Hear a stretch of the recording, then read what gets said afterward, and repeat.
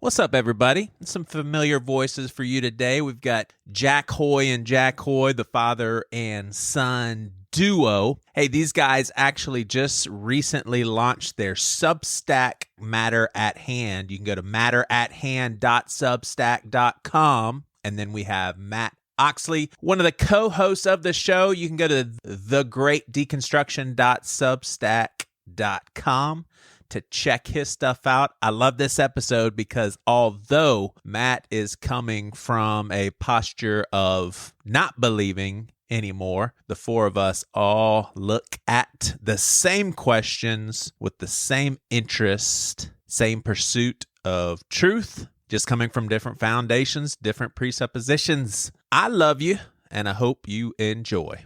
I will say that I don't think, especially from a biblical stance, that belief is something you can drum up on your own. It's cliche, but I call myself a Calvinist atheist. I don't believe in God, and it's his fault. Until he decides otherwise, there's nothing of my own volition I can do to change what I believe or if I believe. These conversations are different for me. There's like this element of fear intertwined to it. It may just be how I'm wired up, but I don't see how it's avoidable. The stakes are higher in this conversation, but a lot of listeners hear this conversation as if Matt's wrong, then he's eternally going to be punished.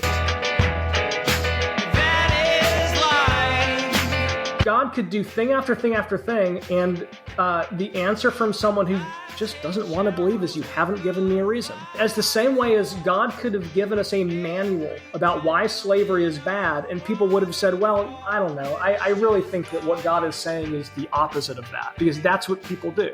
Any of us can be mistaken almost any time, the way that we interpret a certain experience. So it's just something to be really cautious about. There are things that have happened to me that I've really felt were God acting in my life. And yet if you said, well, could you prove that? No, of course I couldn't. This thing happened. Well, that could have been a coincidence. You're right. It could have been. If I was basing everything on that, man, I think I would be at sea a lot of the time.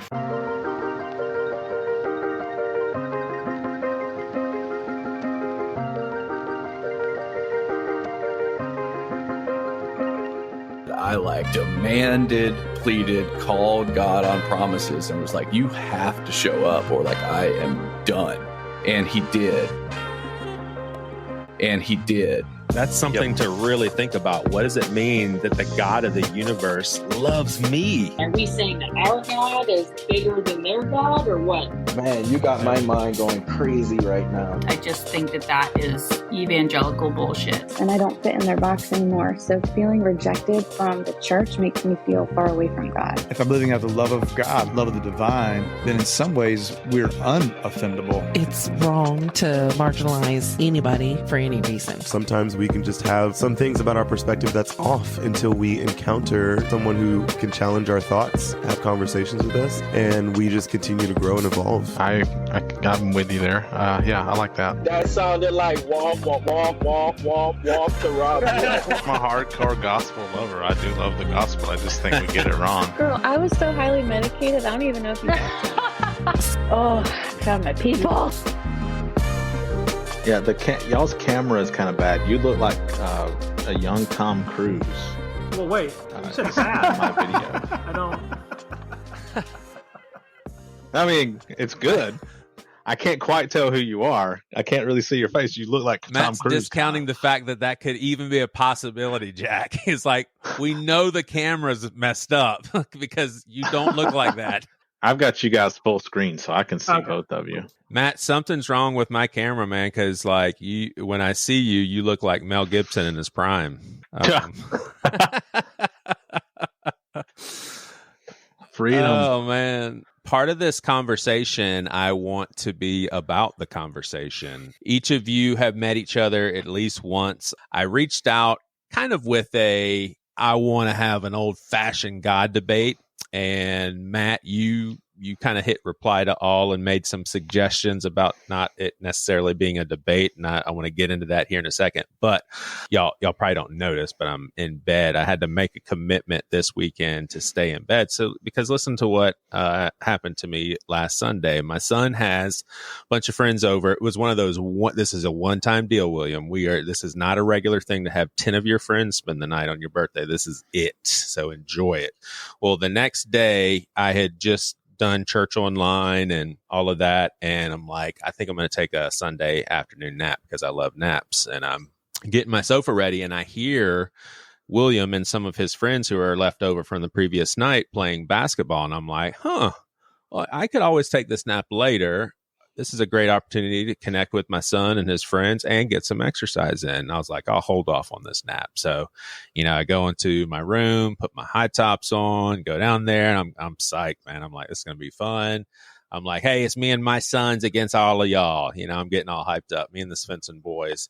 And then my son passes it to me. I fake to my other son, make a quick cut to the basket, jump up, and I rolled my ankle like the worst I've ever rolled it. And we're talking 5 seconds into the game. And I didn't let on to I think William could tell by the look of my face, but I literally thought I was going to throw up. Like I stood up and I was like, no, I'm cool, guys. I got to go inside and just sit this off. What was so crazy is when I rolled my ankle, my butt muscle immediately was hurting just as bad. So the roll was so bad that it pulled my whole hamstring. And so I hobbled up the stairs, walked into my bedroom, and then took my nap. And I was like, I could have just done this to begin with. Yeah. Jack, you had a little article on your Substack, and I think it was something like "We do what we want," and you said, i.e., how you killed Fat Jack. Mm-hmm. And I didn't even want to read it because I think it was going to be about some stupid, silly notion of you can just, you do what you want. You exercise to stay in shape. You make those decisions. Well, I did make that decision Sunday, and it didn't pan out for me. Now I can't exercise. So thanks for that ridiculous article, Jack, on your Substack. That was a great story, Joey. I'm really glad that this is part of my Friday. You could have just said, I'm in bed because I hurt myself last week. That's all it had to be.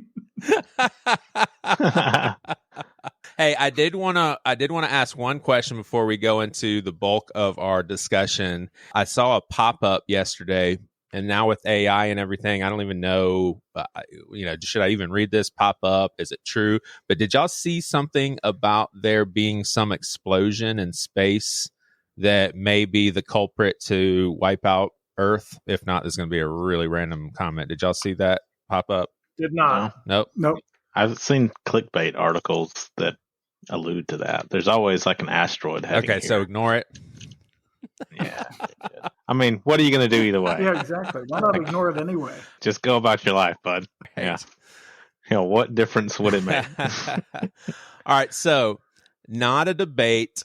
And Matt, you kind of framed it up in a way that I thought needed to be communicated. You've talked to these guys, or you've listened to them enough to where you actually said on email, you said that you find these guys' beliefs are generally more refreshing and surprising than many that you've debated, even though we have established we're not going to really debate, and them more thoughtful to their endeavor to know God. I appreciate that I've heard from both of these guys to answer a number of questions on the podcast that makes you guys peers, and they answered, I don't know. So you're saying the fact that these guys can say, I don't know, you feel more like peers than opponents. Is this really still the norm, Matt, in your experiences when you're talking to Christians? Because I think I've just surrounded myself with Jack types of people who are just like, yeah, I mean, there's so many questions we have to have like our senior pastor calls it theological humility. So is this still the norm? Like, it is for what I would call like your nominal Christian Baptist member, but not like your pastor. They tend to be more thoughtful people. But it's strange to me. I think it's very strange that a lot of times that's not reflected in the congregation. I don't know. I've had really good conversations with local pastors, and then I've had really bad ones too. But the members of the churches are just a whole different approach. I don't know. It's very strange to me. And Jack's y'all's context, I mean, for you, Jack the Lesser, we're talking the vast majority of your life, I'm pretty sure. And then, Jack, you've been at Seacoast for a long time too. So is it surprising when you hear sentiments from people outside of the church about people in the church being unwilling to relent to any questions in areas where there has to be questions? Like, do y'all still see that to be a big issue within the church? Or would you say, like me, you just don't have enough interactions with people outside of your circle? Well, what I wonder is this more of a, it's just funny, like, is it more of a societal issue that, like, so in other words, because to me, I think with a lot of Christians, it's a slippery slope question. Well, if I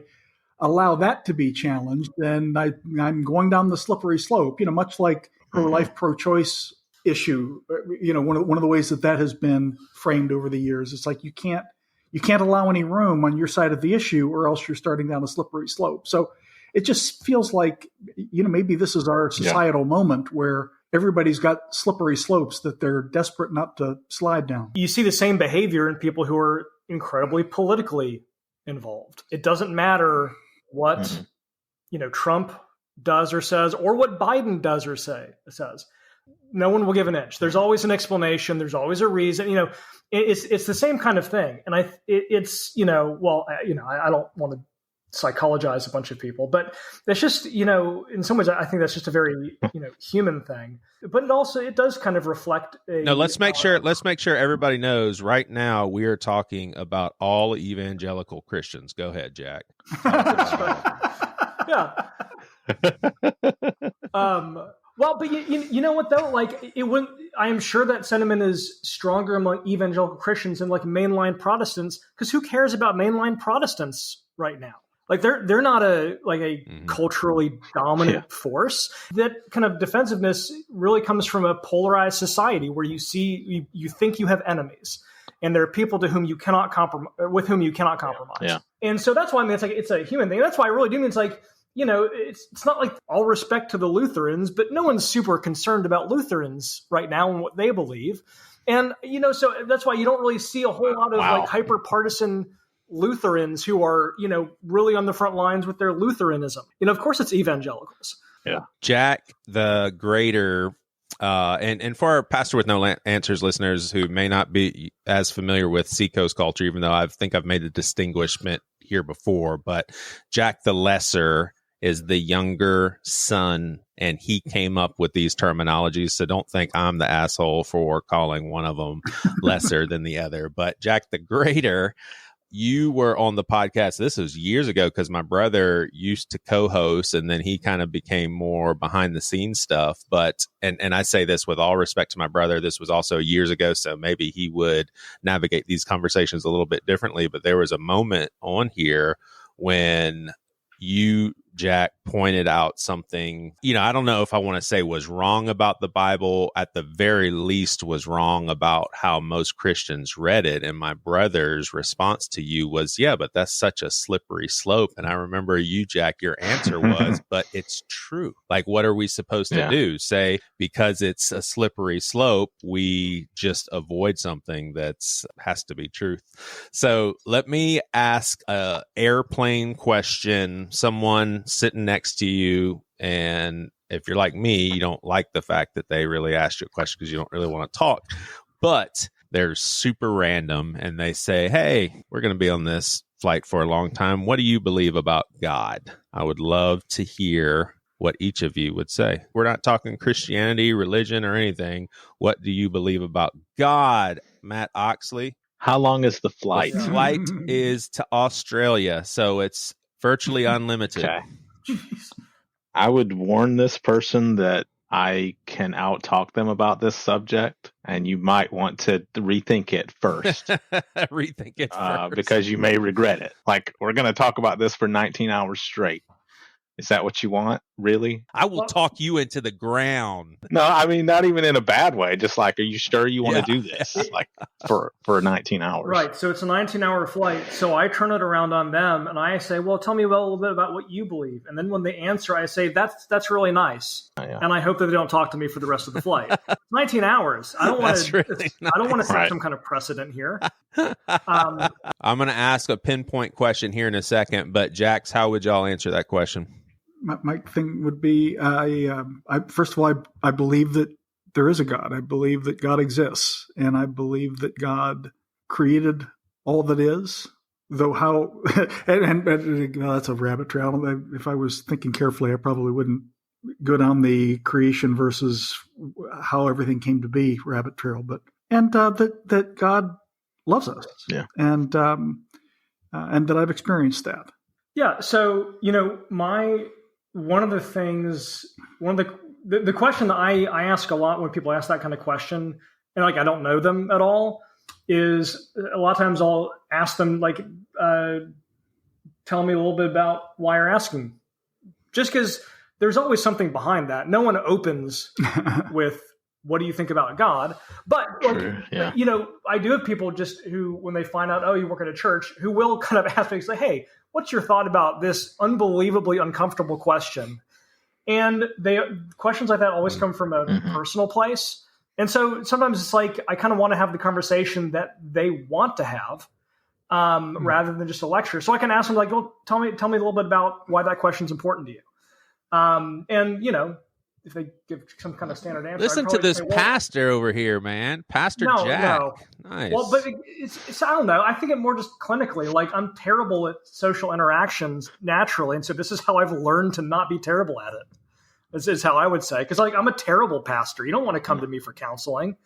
I can do the teaching stuff, but the actual pastoral stuff, I'm going to send you to one of the other guys. Hey, what really sucks about our church, Jack, is our senior pastor says the same thing. So you're just really screwed if you come to see us. Nobody wants to counsel you. And I'm making a joke. That's why we have the counseling center now, because we realize that problem that we have.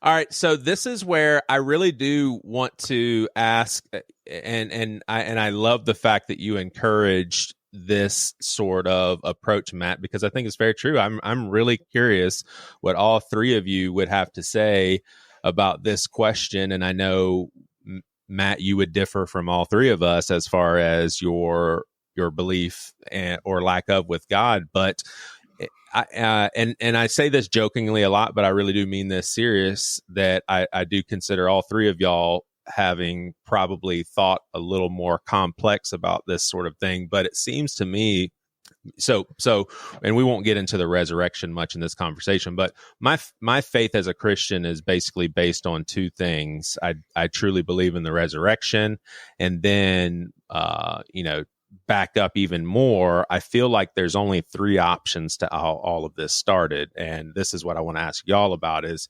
it this practical? It seems like there was either something that came from nothing. Just don't see how scientifically that's possible. Like, if you ever have nothing, you will always have nothing. And that leaves us with two options, either like an eternal intelligent being or something eternal that is not conscious. And the latter, the not conscious eternal entity, that doesn't make sense to me. Neither does an eternal intelligence being fully make sense, because then you can't really make your mind wrap around an eternal existing being. But it has to break down into those three, right? So far as I can tell, I mean, like another way of framing it is like why is there anything? That and where did it come from? What you're trying to get at, and I don't see how you can ever have a satisfying analytical answer to that question.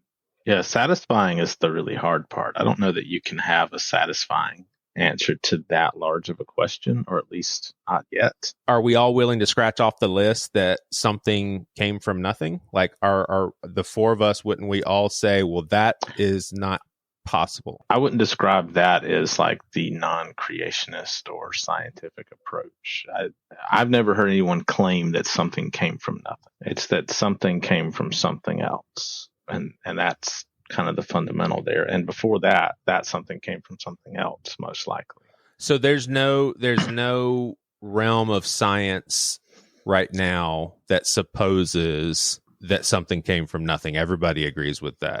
That's not possible. Not that I'm aware of. Not that I'm aware of. The consensus is that something came from a singularity, which is all of the things, everything. Okay, so something had to always exist. We all agree on that. Okay, maybe. Yeah. I mean, obviously, you don't know what everybody thinks, but I don't know, but yeah, cool. Yeah, that's just lack of education on my part. I thought that, and I understand the overlap in a Christian's perspective of Big Bang and how it can definitely overlap with science. But I thought that some people that believed in the Big Bang thought that the bang came from nothing, and that always confused me how real scientists could that phrasing is an intentionally misleading thought that's been pushed in some like hyper young earth creationist circles to demean what the actual theory of the Big Bang is, to say that it's something coming from nothing. Well, that's not actually it, but it sounds good and it sounds really simple. I think that this is going to be the bulk of our conversation this morning. I want to ask you, Matt, do you believe in the bodily resurrection of Jesus? But then the broader question, as you answer that one, if you don't mind, but the broader question would be, and this thorough explanation is for our listeners, we're not really talking infallibility of the Bible. We're not really talking inerrancy.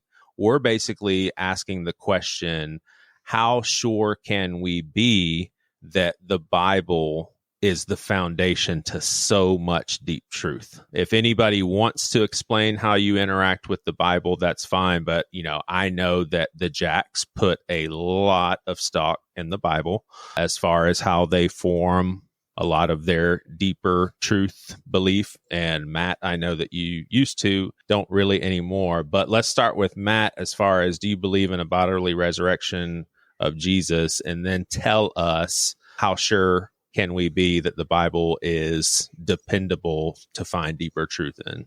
I don't believe in the bodily resurrection of Jesus, and I don't believe that he was God, and I don't really have any affirmative beliefs about like Jesus being a deity or related to a deity or anything like that, or the Son of God, whatever those phrases actually mean. I don't think he was any of those things. As far as the Bible goes, I think it is, and I think other holy books are really just, I kind of look at them through this anthropological lens. They are these histories of people trying to explain the universe, which is so beyond them and so much bigger than them.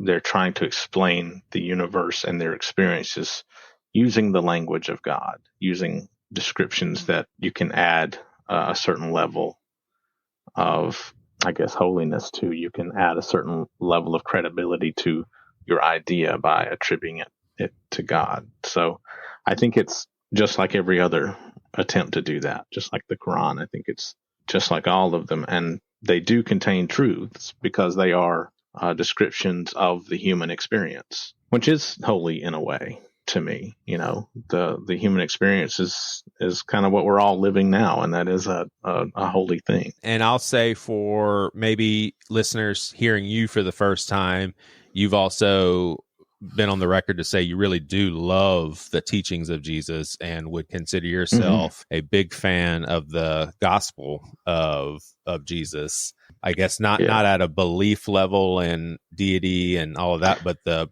practical basis of what Jesus is commanding as far as loving your enemies and serving your neighbor. I don't believe that the gospel is that Jesus Christ died and resurrected for your sins. That is not the gospel to me. The gospel to me is that you can live in community with people who are of like mind and with like goals and do better together. And I know culturally you've been Strobelized and read all these Kids for Christ books and all of that. You have no problem, and I don't want to get deep into this, but you have no problem in the obvious alternative of a real resurrection, and that is, it was a rumor that was a pretty kick-ass rumor because it took effect and now tons of people believe it's true. Like, you don't have any problem with like the rumor got started theory? I think a rumor did get started. I think it really got popularized by either the early disciples or perhaps Paul, or at least Paul was the guiding force behind deifying Jesus. I think things started to go downhill really fast from these communal churches, which were, singular bodies of believers in an area who held all things in common and all of the good things. And then Paul comes along and things start to change.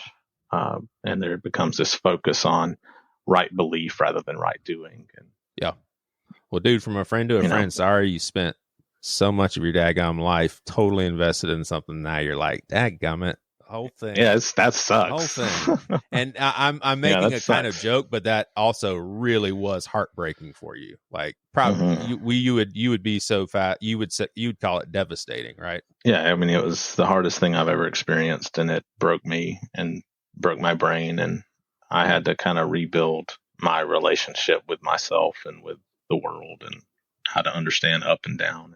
I was a hardcore fundamentalist, and I believe that every jot and tittle of the Bible was true and spoken for me to understand it and for mankind to follow. And it really, really broke my brain, changed. All right, a pretty big question to tackle, but Jack's, the Bible, why do y'all put so much stock into it? How can you be so sure you're not wasting your time with this book? So the first line in Anna Karenina, which is one of Tolstoy's great novels, happy families are all alike, but unhappy families are each unhappy in their own way. I look at this, and one of the most famous sentences in literature, and I would say it's because it's true. Now, I don't mean true in the sense that is absolutely the way it works for every single human grouping. That's not, but there's a fundamental thing that he's put his finger on there that we can all recognize, and that is that harmonious human relationships tend to follow standard patterns. There are ways that work in terms of relating together healthily and ways that don't. And then his book, is his view of how this plays out in this fictional situation. What I would say is I believe the Bible is true fundamentally from that point of view. It to me, the different writers with all their different perspectives and perspectives that in some ways you could argue are in conflict with each other. They're seeking after, I think one of the things that characterizes them in common is this seeking after truth and believing that there is a God who can guide them in the truth, and then trying to understand how God has done things and look what the implications are for us. I think one of the things about the Bible that is fundamentally true to me is the way that it kind of depicts both sides and of that question. So, the first couple chapters of Genesis, for example. So Genesis 1 is this poetic treatment that I believe was not to be taken literally, but that kind of lays out that there's this divine plan brought into being by a wise and good creator. And then Genesis 2, brings the humans come into the picture, and it's a mess, like from the outset. These two different threads are woven together very deliberately. And I think, again, what they, and the picture they both present is true. It's like you can look at the world, I think, and say, it's hard to imagine that there isn't some design here. And yet it's a mess at the same time. How can that be? And how did that come to pass? And so to me, that's the fundamental thing that I would say when why do you believe the Bible is true? Because it accords with what I, have seen and experienced as the reality of life. One of the things about the question, or a question like, why do you trust the Bible, or, whatever, is the question of why do you trust the Gospels is very different than why do you trust Psalms? They're just such fundamentally different things, or Ecclesiastes. It's just trying to give one answer kind of runs the risk of being so broad as it's kind of a meaningless answer. It's like, I think that, it's like, if someone said, why do you trust the Gospels? I would probably point them towards Richard Bauckham's book, Jesus and the Eyewitnesses, and say, well, it's extremely likely and very compelling that they were eyewitness accounts compiled very, very early. That's not the answer I'd give for Job or for a lot of other books. The description that, so there's a thing that N.T. Wright says that I really, really like. And the way he says it is, the Bible is the book God wanted us to have. And so when you kind of have the perspective of the Bible is the book God wanted us to have, questions like, did Paul write Ephesians? Or does the story of the woman caught in adultery really belong in John? They're not these make or break issues, right? You can have things in the Bible that are difficult to reconcile, not because you don't have to fix everything. And so it's like, I trust that the Bible is the book God wants us to have. And I feel that way for a lot of different reasons, depending on what we're talking about. Mm-hmm. I struggle with that. Can you better explain to me why you believe that the Bible is the book God wanted you to have? Well, that's tough. Sure. That's really. I mean, isn't it a pure act of faith? Well, no. So I think part of the thing is it's like my belief in the bodily resurrection of Jesus. I don't think that's a pure act of faith, but faith is indispensable, right? Like you can't have. I don't think you can have a purely historical belief in the resurrection of Jesus. I think that there is an extremely convincing historical argument for it, but at some point you have to have an element of faith, I think. And I think the same thing is true of the Bible. So again, like I think Richard Bauckham's book is incredibly persuasive in terms of the reliability of the Gospels. But you're not going to have the same kind of book about Job because Job's not eyewitness testimony. And so why do I trust Job? Well, it's different. And I think things like Job do get more to the, are they describing, do they fit with the, the story, kind of this overarching story the Bible is telling? Because part of the thing is, so going back to Genesis accounts, one of the things that gives people a hard time with Genesis is, these are two accounts. It's like, well, so, right, like Genesis 1 and Genesis 2 are two different accounts. And why can't an editor be inspired? Like an author, obviously, and let's just to keep things simple, let's assume that, Moses is the author of Genesis or the editor of Genesis, author, whatever you want. He's doing something on purpose. He's not just like, well, I got two stories. I can't be bothered to write one story. It's obviously extremely intentional. And so it's like, there is obvious intent behind what the authors of the Bible are doing. And so in one sense, it's like, I do see, a unified story in the Bible. Now, it's not like here's, this really simple, easy plot line. But to me, the Bible is a book that all makes sense together. And, even so I was actually looking at the story of the woman caught in adultery today. And, kind of the deal is we're about as sure as we can be that it doesn't belong in John. But we're also pretty sure that it's an authentic story. Well, if you need every word of the Bible to be, literally true, that's a big problem for you. But if you kind of say, hey, what is the issue with and actually, I kind of like the idea that, one person had one story that is as important as the entire Gospels that someone wrote down. And so the church, made sure to maintain that as well. So it's kind of a hard answer. It's kind of a hard thing to answer neatly. Why do I trust the Bible? There are a lot of different reasons for it, but I do. I could see some I don't know if I would jump fully into this pushback, but I could definitely resonate with it in that, I did jot down the Bauckham book. Jack, totally agree. I would go so far as saying I could be confused in my head, but I put stock in the Bible because I believe in the resurrection. Like it just feels like history shouts resurrection.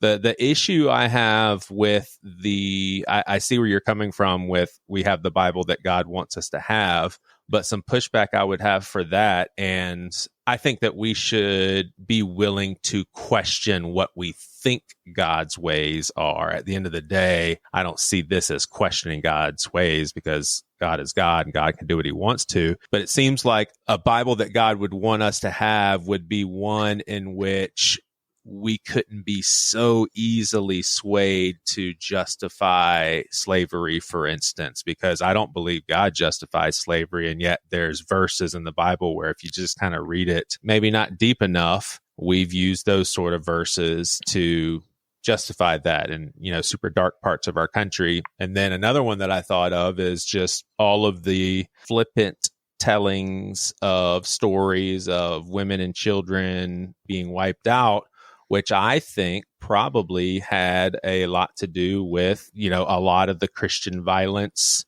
I mean, horrible violence that we saw in the, I don't know, was it 1500s when we, what do you call them? The Crusades? Crusades, yes, thank you. My struggle with the phrase, I think, is because I go immediately to just how much bad it is used to justify. My thought is, man, I feel like God could have done a lot better than this version of this story. Right. Well, but don't you think that's the issue, Matt? That the darkness is in us. Yeah. I mean, and what do you do with that? I mean, so. Yeah. I mean, it's that, that's part of the lens I view it through, of course. Yeah. I mean, I totally agree that it is. Jesus could say, hey, listen, no one is ever allowed to have slaves. And it wouldn't have mattered. Like, I just don't think it would have mattered a bit, because there would be like, well, those people aren't really people.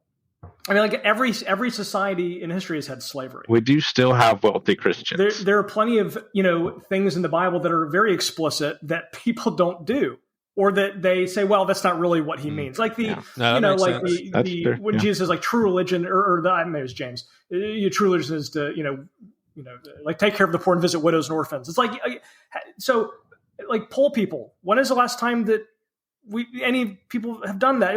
Like people are like, oh gosh, what is that? I wonder what he's really saying there. Humans will go to any lengths to not do the thing that they know they should do. So God could have given us a better book. It's like, well, it wouldn't have mattered, I don't think. So people, I don't think you're wrong. People are going to figure out evil no matter how clear God is. Yes. Is that safe to suppose? That sounds like what you're saying. I could get with that, right? Well, kind of, yeah. And I also then, not like this is a genuinely hard one. I don't, I can see why it creates doubts in anyone's mind. It's a legitimate source of questioning. And, I guess, the other side that I look at this, though, is like I feel like the church kind of flagellates itself over the dark parts of its history. And it's good to realize that we are as fallible as anybody else.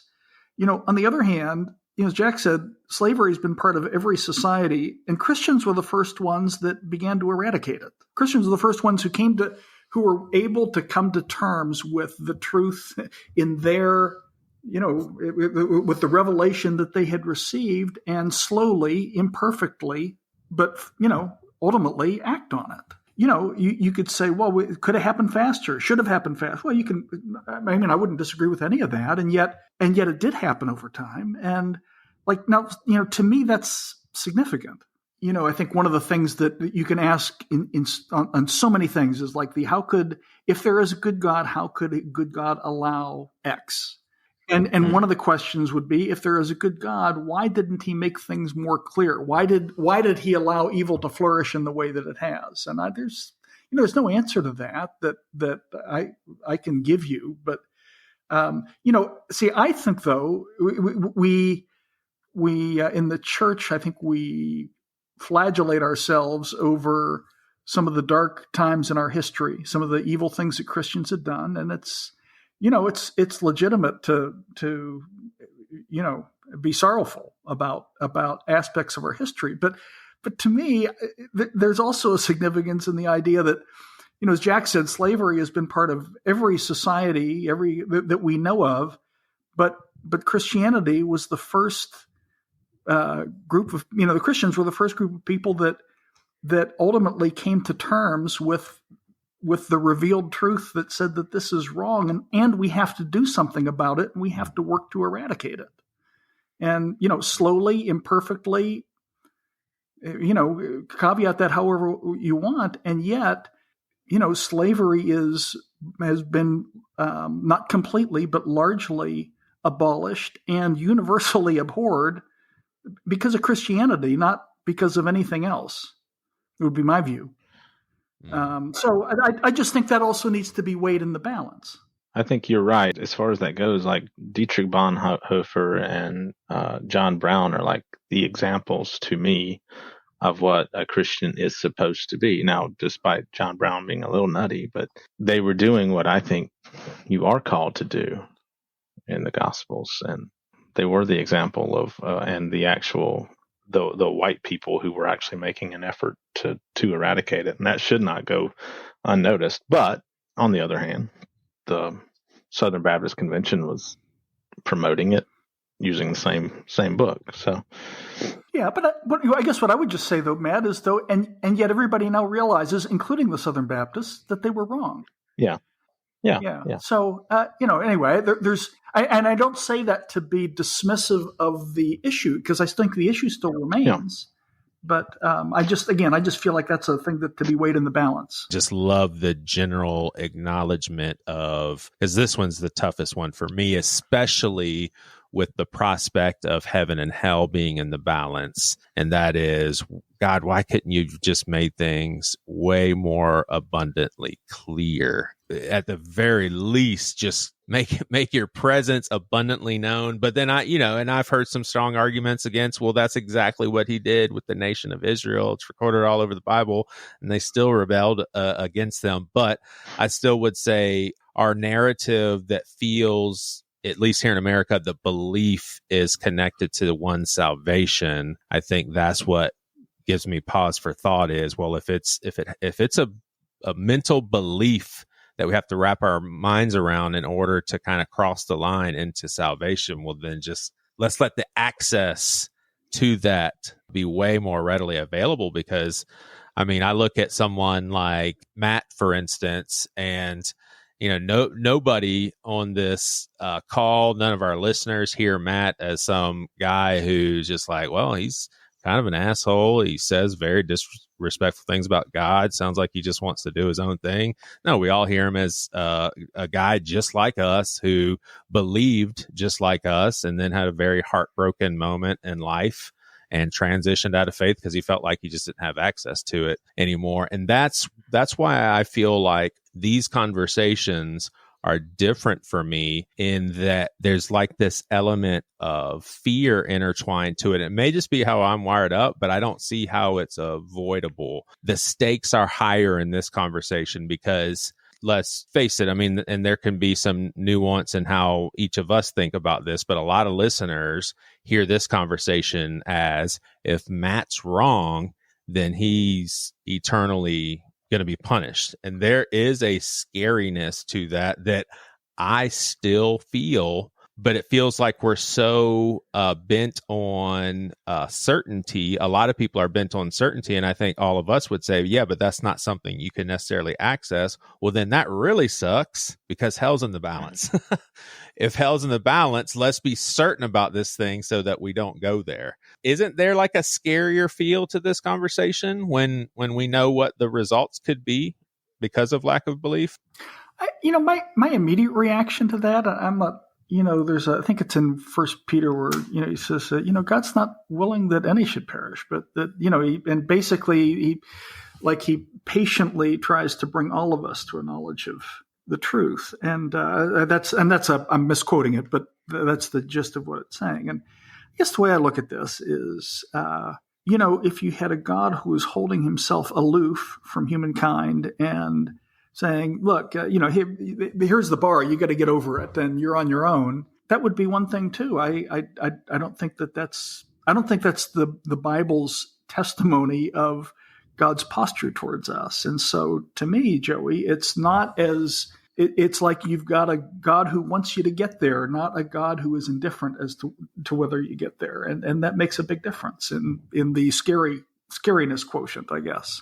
I think in some ways with this conversation, there are just ways in which people talk about not just Christianity, but faith in general, that are just completely divorced from how they actually live their everyday life.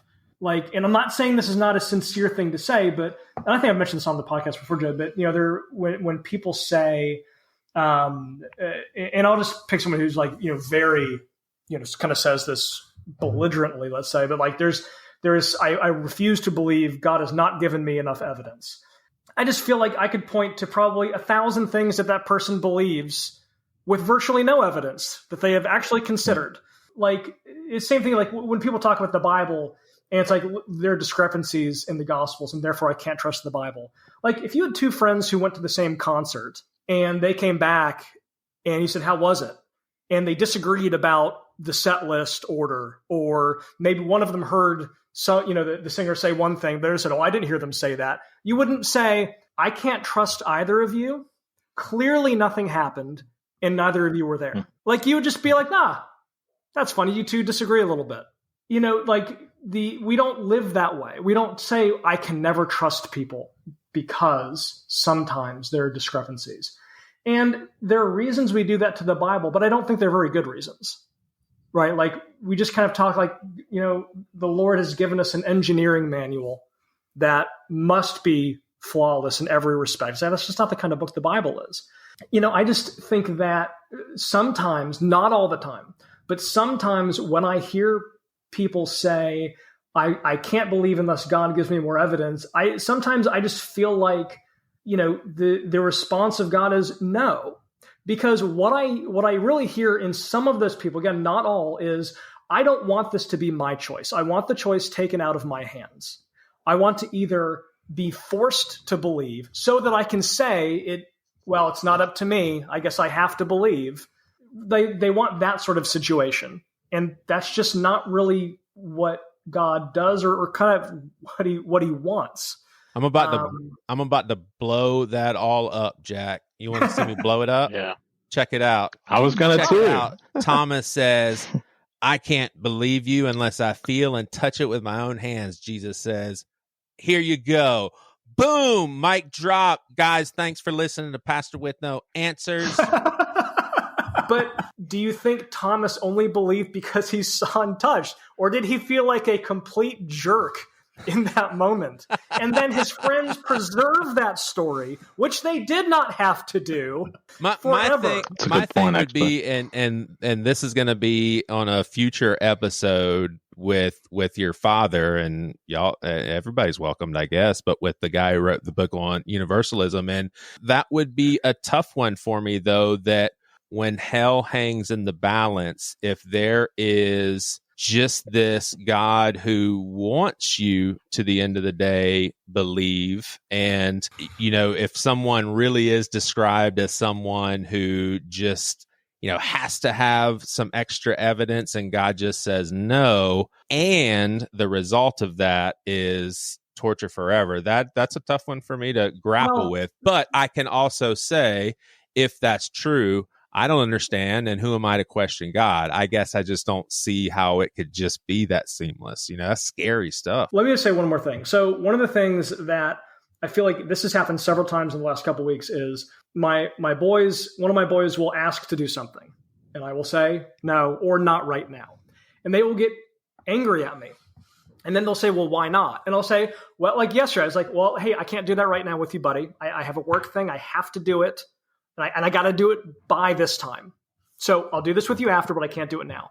Yeah. And he won't leave. And he'll say, that's, you know, and he'll say, but I want you to do it. And I'll say, well, buddy, I explained it to you. And he says, you didn't give me a reason. I'm like, I literally just did. And I'll explain it to you again. And I do. And then I'll say, buddy, why are you upset? And he says, you haven't given me a reason. And I just feel like, you know, God could do thing after thing after thing. And the answer from someone who just doesn't want to believe is you haven't given me a reason.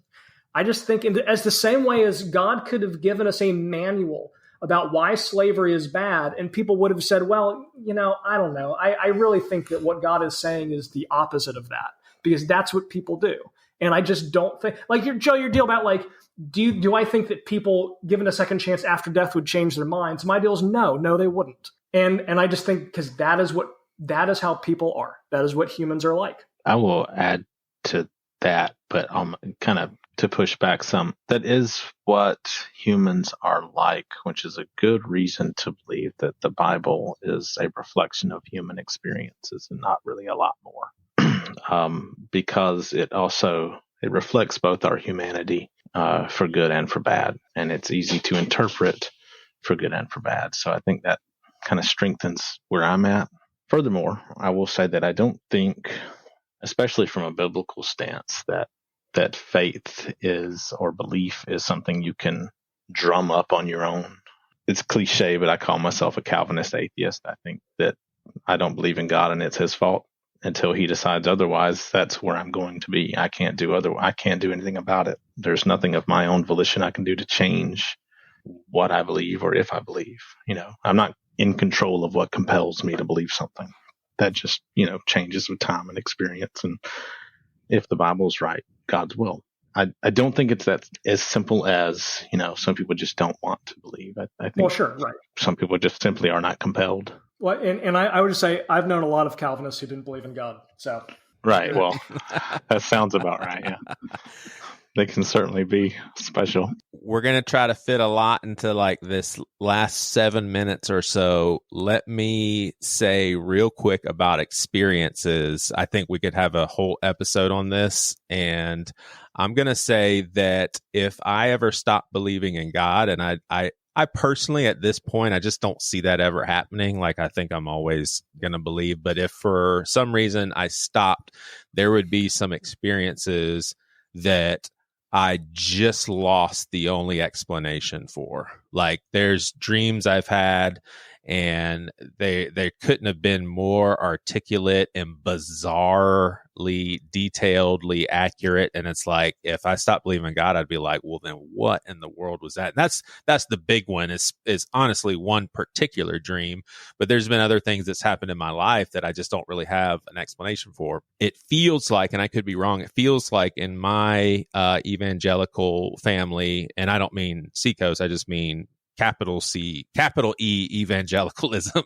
There seems to be a little bit of a pushback on people who put a lot of stock in experiences. And I just think that's such a backwards view, only because it seems as if some of the big time ballers in the Bible had an experience, but like Paul, for instance. I mean, I don't think we have Paul without his experience. I don't even know if we have a believer without that experience. We have Peter's eyes being open to his legalism, and not to mention all the people in the Old Testament that supposedly had real deal experiences interacting with God that was changing. So I think that experiences, at least for me, I don't know if I could believe without some of my experiences. So experiences almost lead the way. And why that's not problematic for me is because I don't ever see me seeing my experiences differently. So I guess for me, it's a good thing, because I think I'll always believe because of them. But Jack, have you had any experiences that you just are like, I don't see how that couldn't have been God? And how much is your faith rest on those experiences? Well, I would just say this is a really tricky one. And I will say, I think that, I'll be a weakness of Seacoast is we are way too feeling oriented. So if I feel that God said something to me, then that means he did. And no, that may just be your feelings. We're very prone to mistake our feelings for the voice of God or God prompting me. And I think that any of us can be mistaken, I'll say at almost any time, about the way that we interpret a certain experience. So it's just something to be really cautious about. And if feelings and experiences were the only basis for faith, I would say you've got to question whether there's anything real there. To me, it's different things working together. There are things that have happened to me that I've really felt were God acting in my life. And yet if you said, well, could you prove that? No, of course I couldn't. This thing happened. Well, that could have been a coincidence. You're right. It could have been. So, if I was basing everything on that, I think I would be at sea a lot of the time. But at the same time, we do have experiences. We do our best to interpret them and to be conscious of the possibility that we're wrong. And that doesn't mean that we can't conclude that in a given situation that we were right. Hopefully that doesn't sound mealy-mouthed, but I mean, I'm trying to, like, that to me is a really tricky one, because I do think that a lot of people overemphasize the feeling aspect of things, and they get swept along by waves of emotion, and they imagine that that's God guiding them. And I think a lot of times that it's not. Yeah. Like and I think in part, like in the Protestant tradition, that is kind of tied to the maybe not overemphasis, but the particular emphasis on the, how important it is to have a personal relationship with Jesus, in the sense of, he's your friend. And then I think that's right and really important. But I think it can be emphasized to if I don't have these feelings and personal experiences like I do with my other friends, I must not really have a relationship with God. So if you look at Paul, the thing is, yeah, he had an experience, but his experience convinced him that everything he had understood should be looked at a different way. So it's not that Paul jettisoned everything he learned. And in the same way, it's like the thing about the resurrection is and N.T. Wright is really good on this. The resurrection is not why the early Christians thought Jesus was God. If your guy came back from the dead, the one thing you knew didn't happen or hadn't happened in the ancient world is that they had become a god. That's not what happened to people who became gods. What happened is, Jesus came back to life and the disciples realized that everything he taught was vindicated. They looked back on everything that they had learned and been taught.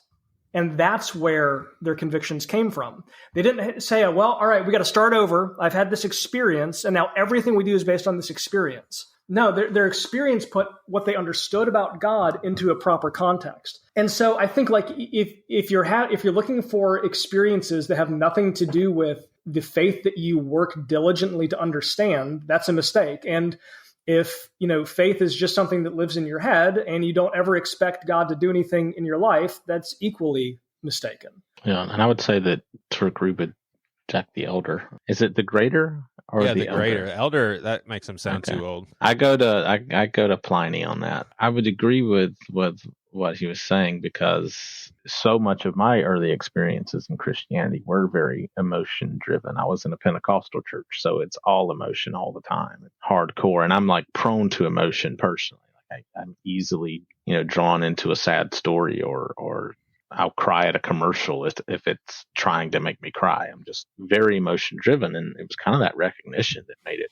so that the experiences I do have that are so hard to explain and hard to understand are much easier for me to dismiss because I know that I am only interpreting those from the lens that I have and understanding them from the lens that I have, and that's myopic, to say the least.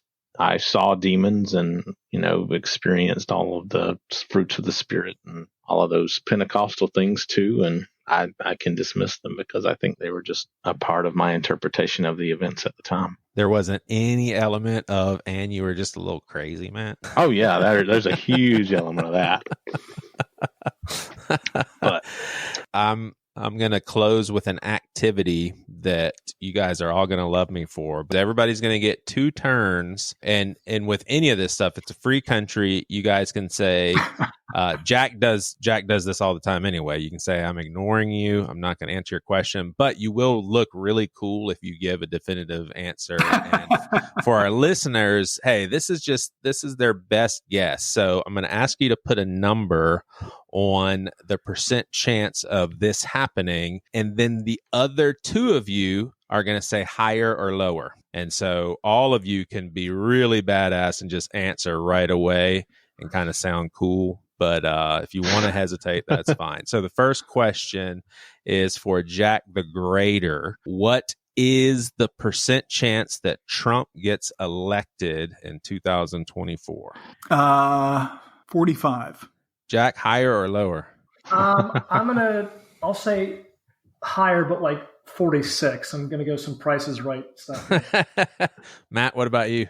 I'm at 49. 49. All right, Jack the Lesser. Yeah. Percentage chance within 15 years our country is in a civil war or has already fought a civil war within 15 years.